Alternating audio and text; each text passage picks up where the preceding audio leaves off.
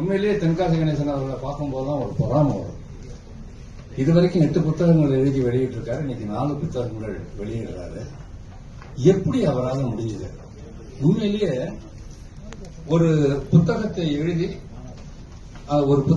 எழுதுகிறவருக்கு அறிவும் ஆற்றலும் வசப்படும் வளமான மொழியும் நடையும் எவ்வளவு முக்கியமோ அவ்வளவு முக்கியம் அதனை ஒரு நூல் வடிவில் கொண்டு வருகின்ற பொறுமை. உண்மையிலே அந்த பொறுமை இருந்தால்தான் அதை கொண்டு வர முடியும்.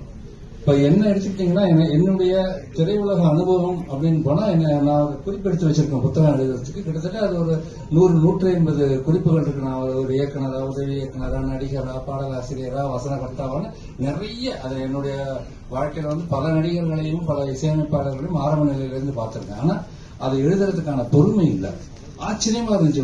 இத்தனை புத்தகங்கள் இப்படி இவரால் அந்த பொறுமையா அவரால் எழுத முடிஞ்சதுன்ட்டு இன்னைக்கு இங்க வரும்போதுதான் தெரியுது. அவர் ஒரு மிக ஆற்றல் மிக்க ஒரு மனிதன் என்பது.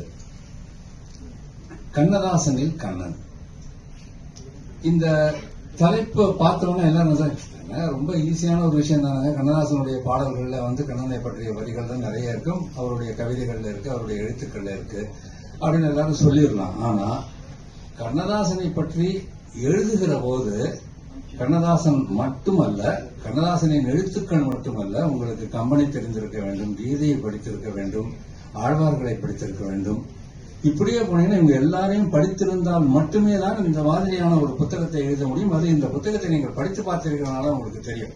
அவ்வளோத்தையும் அவர் செஞ்சிருக்காரு, படிச்சிருக்காரு.